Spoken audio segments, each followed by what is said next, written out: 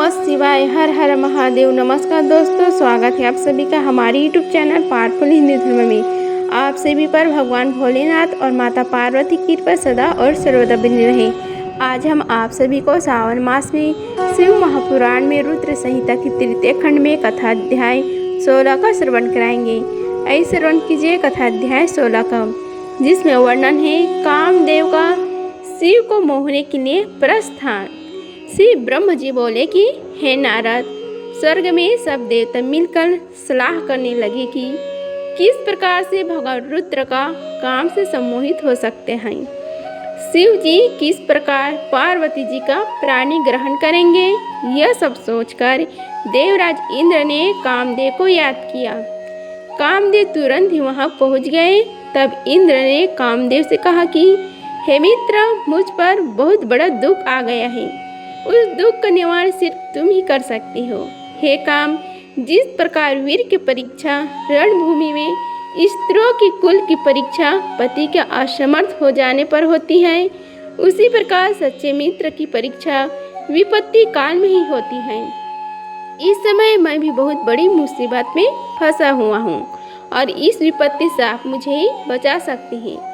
यह कार्य देवहित के लिए है, इसमें कोई संशय नहीं है। देवराज इंद्र की बातें सुनकर कामदेव मुस्कुराए और बोले कि हे देवराज इंद्र, इस संसार में कौन मित्र है और कौन शत्रु, यह तो वाकई देखने की वस्तु है। इसे कहकर कोई लाभ नहीं है। हे देवराज, मैं आपका मित्र हूँ और आपकी सहायता करने की पूरी कोशिश अवश्य ही करूँगा। इंद्रदेव जिससे आपके पद और राज्य को छीनकर आपको परेशान किया है, मैं उसे दंड देने के लिए आपकी हर संभव मदद अवश्य करूँगा। अतः जो कार्य मेरे लिए योग्य है, मुझे अवश्य बताइए। कामदेव की इस कथन को सुनकर इंद्रदेव बड़े प्रसन्न हुए और उनसे बोले कि हे तात, मैं जो कार्य करना चाहता हूँ उसे सिर्फ आप ही पूरा कर सकते हैं। आपके अतिरिक्त कोई भी उस कार्य को करने के विषय में सोच भी नहीं सकता। तारक नाम का एक प्रसिद्ध दैत्य है। तारक ने ब्रह्म जी की घोर तपस्या करके वरदान प्राप्त किया है। तारक अजय हो गया है। अब वह पूर्णतः निश्चित होकर पूरे संसार को कष्ट दे रहे हैं। वह धर्म का नाश करने को आतुर है। उसने सभी देवी देवताओं और ऋषि मुनियों को दुखी कर रखा है। हम देवता ने उससे युद्ध किया, परंतु उस पर अस्त्र शस्त्रों को कोई प्रभाव नहीं पड़ा। यही नहीं, स्वयं श्री हरि का सुदर्शन चक्र भी तारक को कुछ नहीं बिगाड़ सका। हे मित्र, भगवान शिव की विधि से उत्पन्न हुआ बालक ही तारकासुर का वध कर सकता है। अतः तुम्हें भगवान शिव के हृदय में आसक्ति पैदा करनी है। भगवान शंकर के इस समय पर्वत पर तपस्या कर रहे हैं और देवी पार्वती अपनी सखियों के साथ मिलकर महादेव जी की सेवा कर रही हैं। ऐसा करने से पीछे देवी पार्वती का उद्देश्य प्रभु श्री को पति रूप में प्राप्त करना है, परंतु भगवान श्री तो परम योगी हैं। उनका मन सदैव ही उनके वश में है। हे कामदेव, आप कुछ ऐसा उपाय करें कि भगवान शंकर के हृदय में पार्वती का निवास हो जाए और वे उन्हें अपनी प्राण वल्लभ बना सका। प्राणी ग्रहण कर ले। आप कुछ ऐसा कार्य करें जिससे देवता के सभी कष्ट दूर हो जाएं और हम सभी को तारकासुर नामक दैत्य के हमेशा के लिए छुटकारा मिल जाए। यदि कामदेव आप ऐसा करने में सफल हो जाएंगे तो हम सभी आपके सदैव आभारी रहेंगे। ब्रह्म जी बोले कि हे नारद, देवराज इंद्र के कथन को सुनकर कामदेव का मुख प्रसन्नता से खिल गया। तब कामदेव देवराज इंद्र से कहने लगे कि मैं इस कार्य को अवश्य करूंगा। इंद्रदेव को कार्य करने का अवशासन देकर कामदेव अपनी पत्नी रति और वसंत को अपने साथ लेकर हिमालय पर्वत पर चल दिए, जहाँ शिव जी तपस्या कर रहे थे। आइए अब इससे आगे की कथा का श्रवण कीजिए, जिसमें वर्णन है कामदेव का भस्म होना। श्री ब्रह्म जी बोले कि हे मुनि नारद, कामदेव की अपनी पत्नी रति और वसंत ऋतु को अपने साथ लेकर हिमालय पर्वत पहुँचे, जहाँ त्रिलोकनाथ भगवान शिव शंकर तपस्या में मग्न बैठे थे। कामदेव ने शिव जी पर पर अपने बाण चलाए। इन बाणों के प्रभाव से शिव जी के हृदय में देवी पार्वती के प्रति आकर्षण होने लगा तथा उनका ध्यान तपस्या से हटने लगा। ऐसी स्थिति देख महायोगी शिव अत्यंत आश्चर्यचकित हुए और मन में सोचने लगा कि मैं क्यों अपना ध्यान एकाग्रचित नहीं कर पा रहा हूँ। मेरी तपस्या में ऐसा कौन विघ्न आ रहा है। अपने मन में यह सोचकर भगवान शिव इधर उधर चारों ओर देखने लगे। जब महादेव जी की दृष्टि दिशाओं पर पड़ी तो वह भी डर के मारे कांपने लगी। तभी भगवान शिव की दृष्टि सामने छिपे हुए कामदेव पर पड़ी। उस समय पुनः काम बाण छोड़ने वाले थे। उन्हें देखते ही शिव जी को बहुत क्रोध आया। इतने में काम ने अपना बाण छोड़ दिया, परंतु क्रोधित हुए शिव जी पर उसका कोई प्रभाव नहीं हो सका। वह बाण शिव जी के पास आते ही शांत हो गया।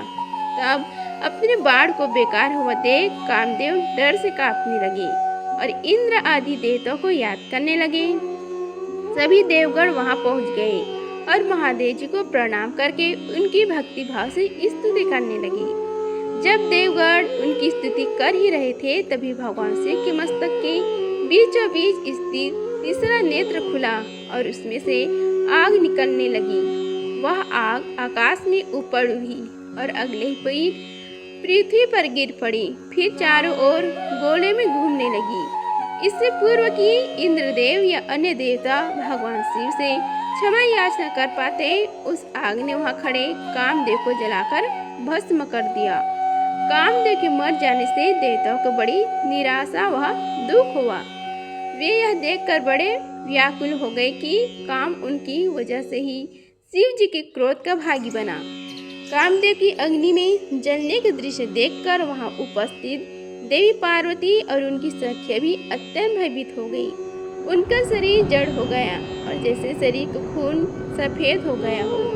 पार्वती अपने सखियों के साथ तुरंत अपने घर की ओर चली गई। कामदेव की पत्नी रति तो मूर्छित होकर गिर पड़ी। मूर्छा टूटने पर वह जोर जोर से विलाप करने लगी। अब मैं क्या करूं, कहाँ जाऊं? देवता ने मेरे साथ बहुत बुरा किया है, जो मेरे पति को यहाँ भेजकर शिव जी के क्रोध की अग्नि में भस्म कर दिया। हे स्वामी, हे प्राणप्रिय, ये आपका क्या हो गया? इस प्रकार देवी रति रोती बिलखती हुई अपने सिर के बालों को जोर जोर से नोचने लगी। उनके करुण क्रदन को सुनकर समस्त चराचर जीव भी अत्यंत दुखी हो गए। तत्पश्चात इंद्र आदि देवता वहाँ देवी रति को धैर्य देते हुए उन्हें समझाने लगे। देवता बोले, हे देवी, आप अपने पति कामदेव के शरीर के भस्म का थोड़ा सा अंश अपने पास रख लो और अनावश्यक भय से मुक्त हो जाओ। त्रिलोकनाथ करुणा निधान शिव जी अवश्य ही कामदेव को पुनः जीवित कर देंगे। तब तुम्हें पुनः कामदेव की प्राप्ति हो जाएगी। वैसे भी संसार में सब कुछ पूर्व निश्चित कर्मों के अनुसार ही होता है, अतः आप दुख को त्याग दें, भगवान से अवश्य ही कृपा करेंगे। इस प्रकार देवी रति को अनेक अवशासन देकर सभी देवता शिव जी के पास गए और उन्हें प्रणाम करते हुए कहने लगे, हे भक्त वत्सल, हे त्रिलोकनाथ भगवान, आप कामदेव के ऊपर किए हुए अपने क्रोध पर पुनः विचार अवश्य करिए। कामदेव यह कार्य अपने लिए नहीं कर रहे थे, इसमें उनका निजी स्वार्थ कतई नहीं था। हे भगवान, हम सभी तारकासुर के सताए हुए थे। उसने हमारा राज्य छीनकर हमें स्वर्ग से निष्कासित कर दिया था। इसलिए तारकासुर का विनाश करने के लिए ही कामदेव ने यह कार्य किया था। आप कृपा करके अपने क्रोध को शांत करें और रोती बिलखती कामदेव की पत्नी रति को समझाने की कृपा करें, उसे सतावना दें। अन्यथा हम यही समझेंगे कि आप हम सभी देवताओं और मनुष्यों का संहार करना चाहते हैं। हे प्रभु, कृपा कर रति का शोक दूर करें। तब सदस्य बोले, हे देवगणों, हे ऋषियों, मेरे क्रोध के कारण मैंने कामदेव को अपने तीसरे नेत्र से भस्म कर दिया। जो कुछ हो गया उसको अब बदला नहीं जा सकता, परंतु कामदेव को पुनः जन्म अवश्य होगा। जब विष्णु भगवान श्री कृष्ण का अवतार लेंगे और रुक्मिणी को अपनी पत्नी के रूप में स्वीकार करेंगे, तब देवी रुक्मणी के गर्भ से श्री कृष्ण के पुत्र के रूप में कामदेव जन्म लेंगे। उस समय कामदेव प्रद्युम्न नाम से जाने जाएंगे। प्रद्युम्न के जन्म के तुरंत बाद ही संवर नाम का असुर उसका अपहरण कर लेगा और उसे समुद्र में फेंक देगा। रति तब तक तुम्हें संवर के नगर में ही निवास करना होगा। वहीं पर तुम्हें अपने पति कामदेव की प्रद्युम्न रूप में प्राप्त होगी। वहीं पर प्रद्युम्न के द्वारा सम्रासुर का वध होगा। भगवान श्री की बात सुनकर देवताओं ने प्रसन्नता पूर्वक उन्हें प्रणाम किया और बोले कि हे देवादिदेव भगवान महादेव, हे करुणा निधान, आप कामदेव को जीवन दान दे और कामदेव के पूर्व जन्म तक देवी रति के प्राणों की रक्षा करें। देवता की यह बात सुनकर करुणा निधान भगवान शिव ने कहा कि मैं कामदेव को अवश्य जीवित कर दूंगा। वह मेरा गढ़ होकर आनंद पूर्वक जीवन व्यतीत करेगा। अब तुम सब निश्चित होकर अपने अपने धाम को जाओ। ऐसा कहकर महादेव जी भी वहां से अंतर्ध्यान हो गए। उनके कहे वचनों से देवताओं की सभी शंकाएं दूर हो गई। तत्पश्चात देवताओं ने कामदेव की पत्नी रति को अनेकों आश्वासन दिए और फिर अपने धाम को चले गई। देवी रति भी शिव आज्ञा के अनुसार संवर नगर को चली गई और वह पहुंचकर अपने प्रियतम के प्रकट होने की प्रतीक्षा करने लगी। इस प्रकार सावन मास में शिव महापुराण के रुद्र संहिता के तृतीय खंड में कथा अध्याय 16 का समाप्त हुआ। बोलो शिव शंकर भगवान की जय। अगर आप सभी की यह वीडियो अच्छी लगी होगी तो वीडियो को लाइक कीजिए, चैनल को सब्सक्राइब कीजिए और कमेंट बॉक्स में ओम नमः शिवाय लिखिए। धन्यवाद। मिलते हैं अगले वीडियो में, तब तक के लिए हर हर महादेव।